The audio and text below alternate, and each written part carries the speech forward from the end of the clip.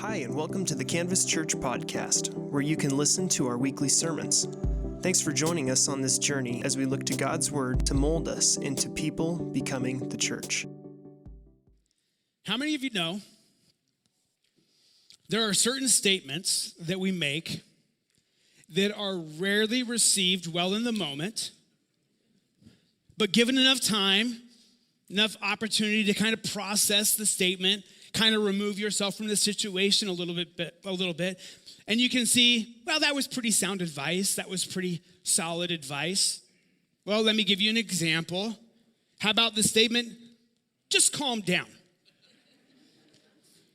Seriously, has that ever worked? Like ever? In the heat of the moment, have you ever told somebody to just calm down and they stopped and they said, well, you know what? You're right. Thank you. I hadn't really considered that as an option so far. Or how about this one? You're overreacting.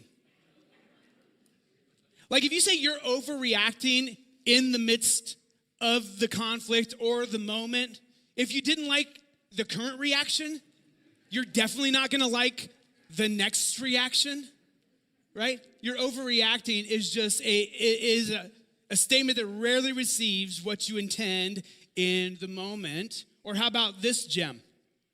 Just be patient. Just be patient. Like nobody likes to hear, just be patient. And here's the reason why we don't like to hear, just be patient. If somebody has to tell you to just be patient, it usually means you're in the middle of a situation where it feels like impatience is justified, right? You're in the midst of a situation where waiting feels like it's just simply unnecessary, where anxiety, where frustration, and where urgency feel like completely normal responses to the moment. So when somebody says, just be patient, it can be very frustrating. Like, I want to be frustrated.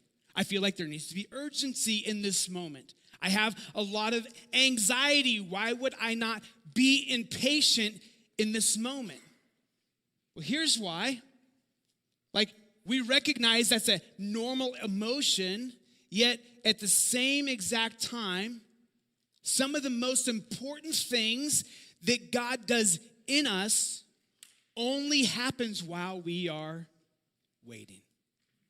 Have you noticed that? Some of the most important things God has done in your heart and in your life has been in seasons of waiting.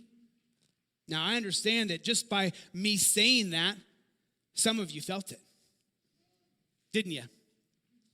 You felt that little internal whisper, that resistance, that quiet, please don't tell me to be patient. It creates anxiety just to hear somebody, even if you're not in the moment of waiting, but to hear somebody just be patient, it reminds you of when you were waiting. It reminds you that you will go through another season where waiting is absolutely necessary. So you hear that small voice inside that says, please don't tell me to be patient. Here's why. What you're waiting on, it's no small thing. It's not like you're waiting on your Uber driver. It's not like you're waiting on pizza to be delivered. You're not waiting for the microwave to beep. What you're waiting on likely is something big. You're waiting on clarity. You're waiting on healing. You're waiting on direction somewhere. Maybe you're waiting on a relationship. Maybe it's because a relationship's fractured, or you're just waiting on a relationship that has never developed yet. You're waiting, and you're waiting on God to move. And I get that can be a very angst-filled season. If we're honest, in this moment, oftentimes waiting doesn't feel like spiritual growth going on in our lives. When we're in the season of waiting, we don't recognize the growth that's taking place and what Jesus might be up to. Oftentimes, when we're waiting, all we feel is stuck. Like I want things to move forward, but nothing's moving at all, and I just feel stuck in this moment. But what would happen if we transformed our thinking, recognizing that we're not necessarily stuck, but Jesus is trying to cultivate something richer, something deeper, something more long-lasting inside of us in the waiting? Like how many times have that turned out to be true in your life? Just take an inventory of the past and recognize how God in the waiting has shown up in some incredibly powerful ways. He shaped you and molded you in ways that expedition might not have done. See, in the waiting, God is shaping us into different people. Like when we stop and we recognize that God might be doing something different inside of us while we wait, all of a sudden waiting becomes a different thing. All of a sudden, we recognize that what God is doing inside of us is just as important, if not more important, than the thing we want him to do for us. When God is transforming us inside, it's often greater work than what he's doing on the outside. Now, if you've been along on this journey, you know this is true. Patience has been humming in the background all the way through the book of Ruth, hasn't it? Patience is, it's a short book, so we can read it pretty quickly. But if you recognize the timeline, this is several months in the making. We can turn page by page, but they had to live it day by day. Sun went up, sun went down, sun went up, sun went down. Day after day, week after week. That's what's going on in the book of Ruth. So we see patience humming in the background. You have to read it into the text, but it's there. This morning, though, in our text, we're going to see patience step from the background into the foreground. And the text that we have today has a lesson to teach us about patience. And this is what I think the story presses on in this moment today. Just one verse we're covering today. Ruth chapter 3, verse 18. And this is what the lesson that's pressing on us this morning is: hope learns to wait. Ruth, a story of hope. And if we are going to be hope-filled people, then we're going to have to be people who simply learn to wait. Why? Because God's timeline is rarely our timeline. And I know that's no fun to hear. I totally get that. But that's just a reality. As I look over the landscape of my life, rarely does God show up in my timeline, but he always shows up.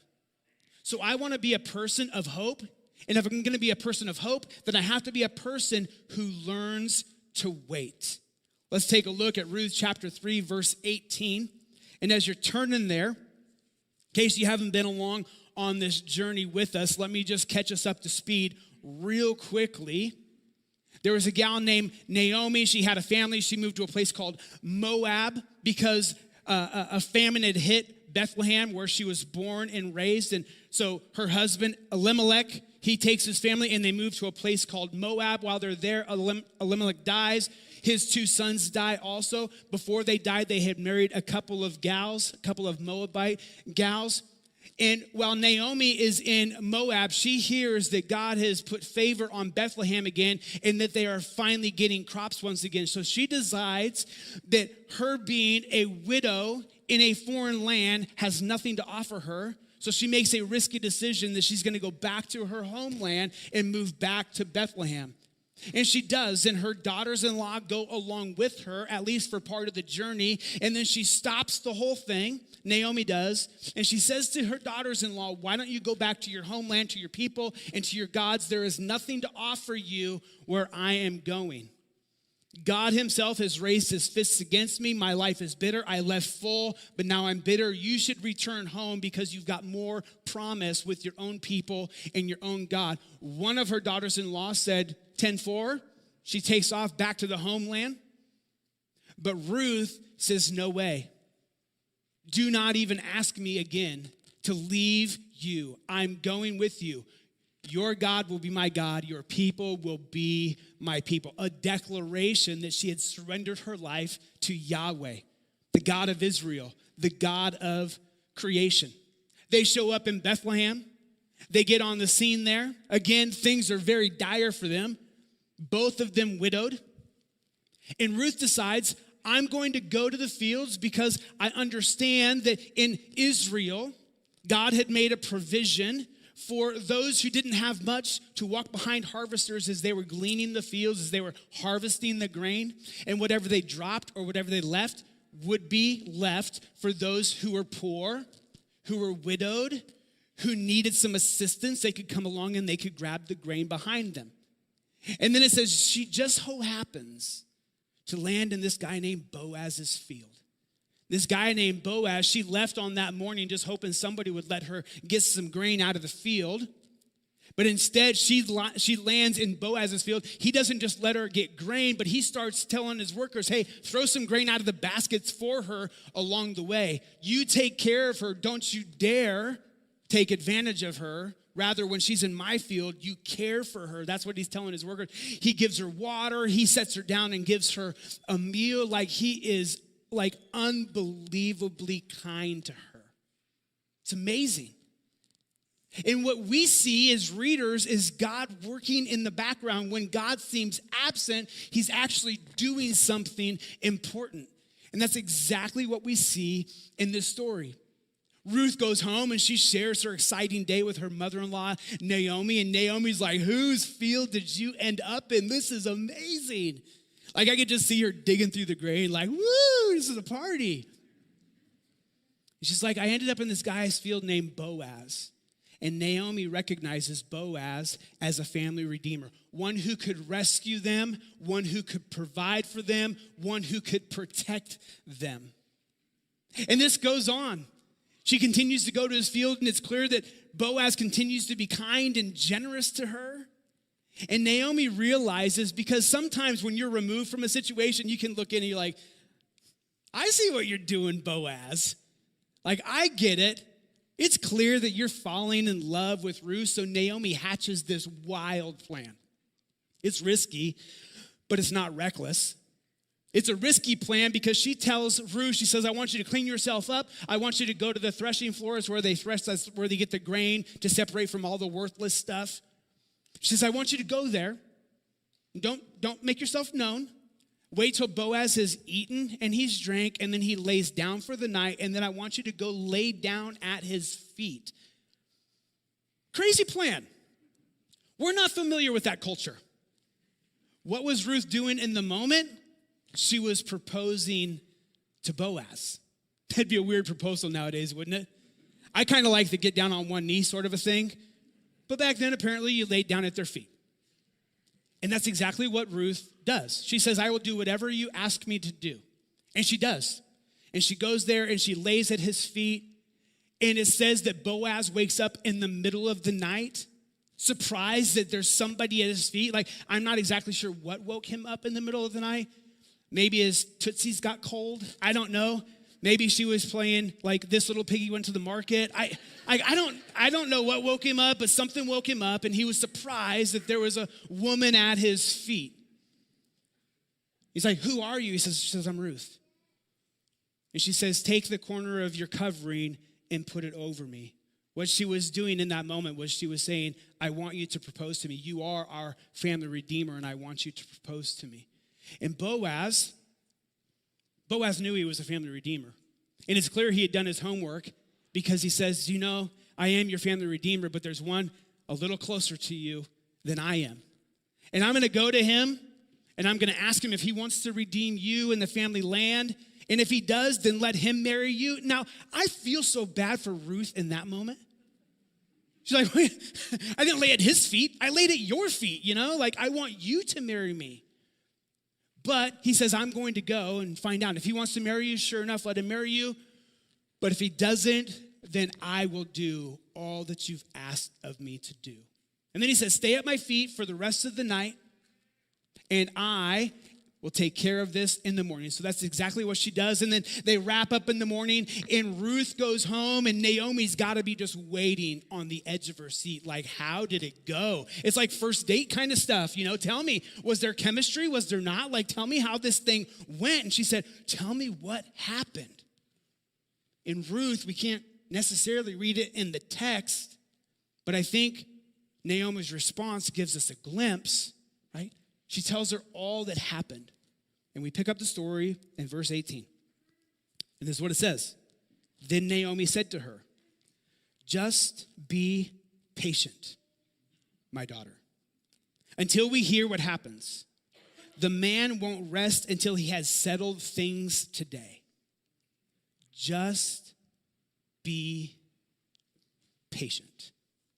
Easy for Naomi to say, just be patient. She wasn't the one who went on a midnight run to the threshing floor. She isn't the one who laid down at Boaz's feet. She isn't the one that laid her future literally at Boaz's feet. She's not the one who risked rejection. Naomi's not the one that likely stared at the ceiling for the rest of the night. Remember, the interaction happened at midnight. That's a long time before morning to sit there and wonder what in the world is going to happen. What is going to go on here? How is this all going to play out in the end? How many of us in this room have also had those sleepless nights where we stared at the ceiling? Something woke us up and we stared at the ceiling the rest of the night wondering, how is this all going to work out? What's the plan here? How is this going to play out in the end? I wonder, did Ruth know that there was another family redeemer? Clearly Boaz did, and he had done his homework. I think he'd been sitting around waiting for Ruth to propose, right? This other family redeemer, like, did Ruth want to marry this guy? I don't think Ruth went to the threshing floor that night looking for a cliffhanger, looking to walk away with everything hanging in the balance, not exactly sure how things were going to play out. I think she went there looking for an answer. She went there wanting her future to be secure, provision to be provided, security for her family and their future. And how do we know that she left feeling the weight of the cliffhanger? How do we know she left with the weight of the uncertainty? We know it because of Naomi's response to her. Just wait. Just be patient. Let's see how this all plays out. You know what she was feeling. Likely you've never been on a threshing floor before, but you know the weight of waiting on a decision that hasn't yet been made. You've felt it yourself. And this is a climactic moment in this story, not because something dramatic happens, but because nothing happens. She goes back home. Some barley in her sack. She goes back home, and what is she left to do? She's left to sit and wait.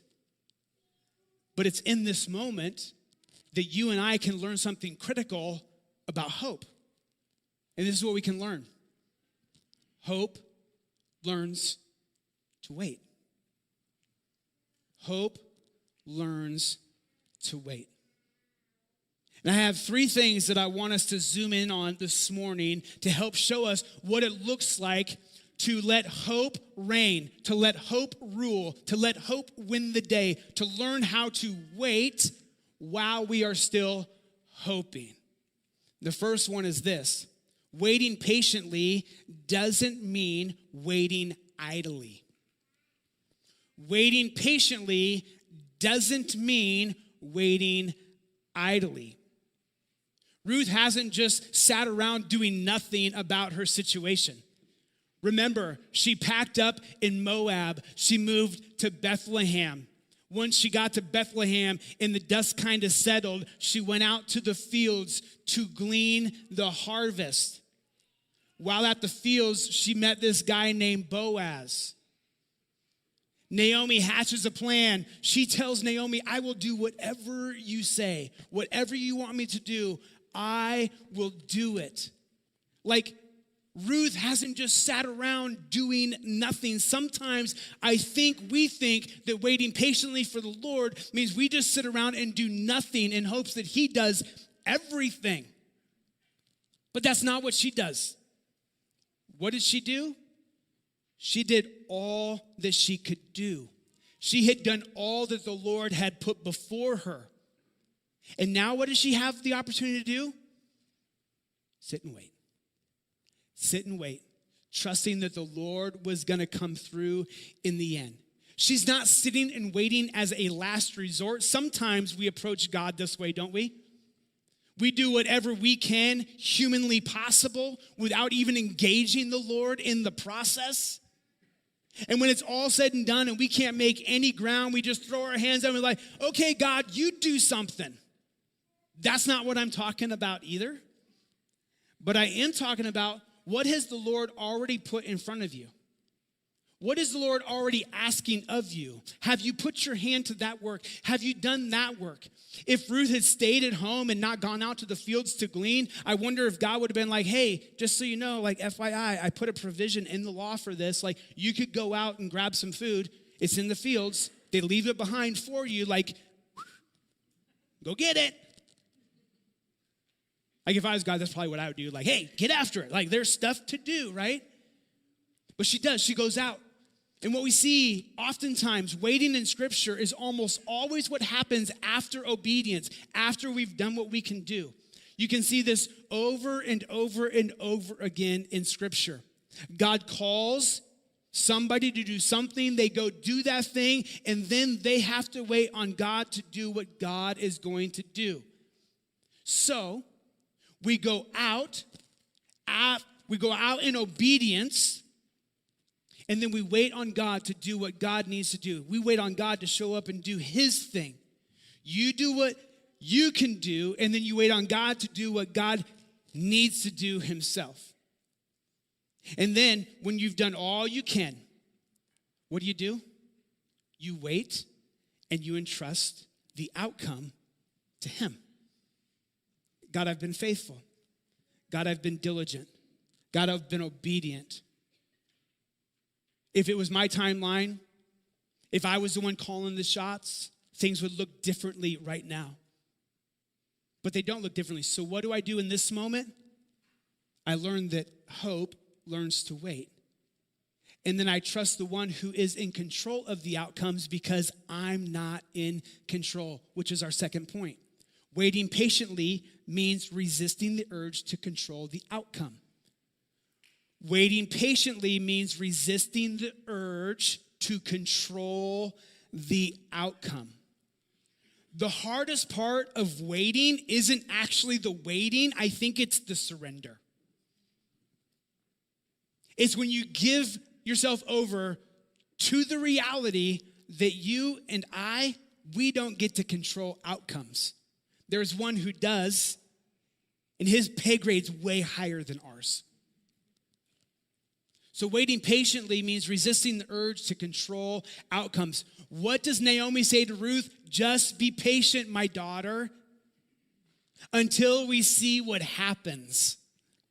Let's let this play out. Let's see what God is up to in this. Let's let the one who is in control of the outcomes control the outcomes. Trying to control outcomes assumes a very dangerous thing. And here's what it assumes. That you and that we know what's best. We don't.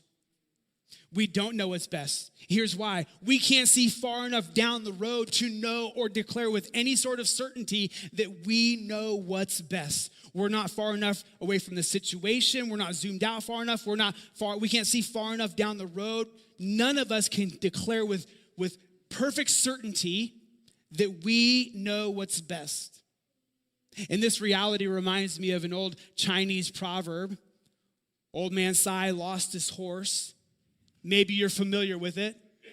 It goes like this. Old man Sai, he had a horse, and his horse runs away. And his neighbor goes, oh, that's so horrible. And old man Si says, maybe. And then a couple days later, the horse comes back and it brings a bunch of horses with it. And his neighbor says, how exciting. And old man Si says, maybe. And then old man Si's son jumps on the horse to break one of the wild horses, and he breaks his leg in the process. And the neighbor comes over and goes, how awful. And old man Si says, maybe.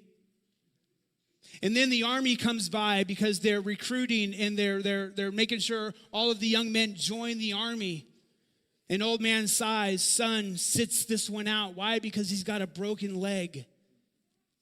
And this story could just keep going on and on and on. And here's the point of the story. Human perspective is very limited. We have a limited understanding. We can understand the past with a pretty high level of understanding. We can decipher what's going on in the moment. Okay. We've got zero clarity about the future. We don't know what's going to happen a second from now. We don't know what happened a minute.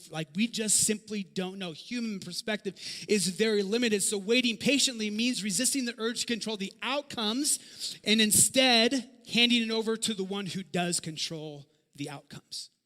Handing over our situations, our circumstances, whatever it is we're walking, we hand it over to the one who is in control, which is our final point. Waiting patiently is possible when you're waiting on the one who is trustworthy. Waiting patiently is only possible when you're waiting on one who is trustworthy. Naomi's command to wait, to be patient, it is not random. It's calculated. We see it when she says this, for the man will not rest until the matter is settled today. She tells Ruth, be patient, my daughter. Wait. We'll see how this all plays out. For the man Boaz, will not rest until the matter is settled today. This isn't wishful thinking. It's confidence in Boaz's character. She knows him. She's seen how he's responded. And she has great trust that if he said he's going to take care of it today, that by the end of the day, he's going to have the matter settled. Ruth can wait, not because waiting is easy. Please don't hear me say that this morning. I'm not up here trying to give platitudes or cliches, make it sound like waiting is an easy thing. It is not. But Ruth can wait patiently. Why? Because they know that Boaz is reliable. If he said he's going to come through, then he is going to come through in the end. And that's the turning point for us. That's the turning point for you and I. Because the ability to wait is directly connected to the one you're waiting on. It's directly connected to the one you're waiting on. So if we're waiting on the Lord, if we've placed our circumstances at his feet, if we say, God, this is what I want, but I am fully open for whatever you have in store for me, we can trust that God is going to come through. If the one you're waiting on is careless, then waiting is terrifying. If the one you're waiting on is inconsistent, then waiting is very angst-filled. If the one you're waiting on is powerless, then your waiting is pointless. But if the one you're waiting on is faithful, then all of a sudden your waiting becomes faith-filled. Then your waiting becomes trusting in the one who is trustworthy. Then in your waiting, all of a sudden your waiting becomes worship to God. Why? Because you've taken your hands off. You say, God, I trust you with my whole life. There is no greater worship than that. God, I trust you. I trust you in the waiting. I trust you in the outcomes. I trust you with it all. When we're waiting on the faithful one, then our waiting becomes faith-filled. Naomi had confidence that Boaz would follow through on his promise. And we have even greater confidence that God will follow through on his. Why? Because God has never failed to fulfill his promises. And our best illustration, our best point of reference for that is Jesus and the cross. It's Jesus and the cross. On the cross, he secured our redemption. On the cross, he became our Redeemer, the one who could provide for us, the one who could protect us, the one who could rescue us because we were lost and destitute. In Jesus, we have everything that we need. And Jesus declared when he was asked, how can I trust you, or how can we trust you in these teachings of yours? This is what he said. I'm going to die. You're going to bury me. 3 days later, I'm coming back to life. Now, how many of you know that those who come back to life have more credibility than those who don't?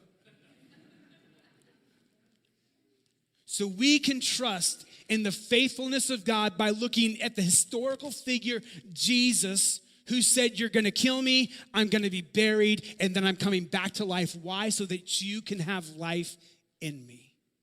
That's an incredible promise that every one of us in this room can put our hope, our trust, and our faith in. For some of you this morning, you're already a follower of Jesus. But you may be navigating a season of life where you're trying to own the outcomes. You're trying to control what's going on. Maybe you're sitting around just waiting for God to do something. He's like, hey, get after it. There's some stuff that you can get done too. And this is a season where God says, I want you to trust me. Or maybe you're here and you've never surrendered your heart and life to Jesus. You're actually walking through this life very anxious all the time, nervous about how that's all going to play out in the end. I don't think you're here on accident. I think you're here on purpose because Jesus wants you to know he loves you. He wants to redeem you and rescue you. He wants you to put your faith, hope, and trust in him. Why? Because he's faithful. He can handle the outcomes. And my hope is this morning that you make a decision to follow Jesus with your life, to surrender to him. And if you're here and you want to take that step of faith this morning, grab me out in the lobby. I would love to have a conversation and pray with you today before you leave about what it looks like to surrender to Jesus. Maybe that's a step that's a little bit like you didn't wake up thinking you're going to make that step today, but there's something inside of you wrestling around. We have next step boxes on your way out of the brown doors out there. Grab one of those white boxes, got a little blue label on it. Grab it, everything you need inside of there to take your next steps in following Jesus. And my hope and prayer is that you grab one of those and you surrender your life to him. So let me close with this. Your waiting is an invitation to trust. It's an invitation to trust. And this is why. Because hope learns to wait. Hope learns to wait. And remember, at the start, I said there are some statements we make that rarely have the intended results in the moment, but given enough time and enough distance, we can see that was probably really good advice. So this morning, even if you get a little bit frustrated, a little pushback on this, just be patient. My hope is that you'll recognize hope learns to wait. I got 2 takeaways, and then we're going to pray, and then we're going to be out of here. Number 1 is this. Identify where you're trying to control the outcome and release it to God. Where are you trying to control the outcome in your life and release it to God? Give it to him and just say, God, I've done what I can. I've been obedient to you. Now I'm going to trust you with the outcomes. Number 2, anchor your waiting in God's character, not your timeline. Anchor your waiting in God's character, not in your timeline. And for me, when I'm in seasons of waiting, I've got to do this on the regular. I pause, I remind myself who God is and how he's been faithful in my life, and that even in this situation right now, I can trust him with this thing too. So would you do that this week as we head off into our work weeks? Would you stand to your feet this morning as we close? Father, thank you for your word. Thank you that we can be patient because you are trustworthy. And as we wait, Lord, let it be filled with worship because we're trusting in you. We're recognizing you are who you say you are. You're going to do what you say you're going to do so we can be obedient to you, God. And I pray that that would make an impact on every one of us here this morning, whether we're not yet a follower or have been serving you for decades, God, that we all need to learn how to wait. And for those who have not yet said yes to you, Father, would you give them the courage and the strength to take a step towards you this morning? In your precious name we pray. Amen. Thanks for being here today. Come back next week and bring somebody with you. Thanks for tuning in. This concludes today's message. New sermon podcasts are uploaded by Tuesday of each week. We'd also love to invite you to our live gatherings each Sunday at 10 a.m. Our gatherings are also streamed live on YouTube and Facebook each week. On behalf of the Canvas Church team, we hope you have a great week, and we'll catch you next time.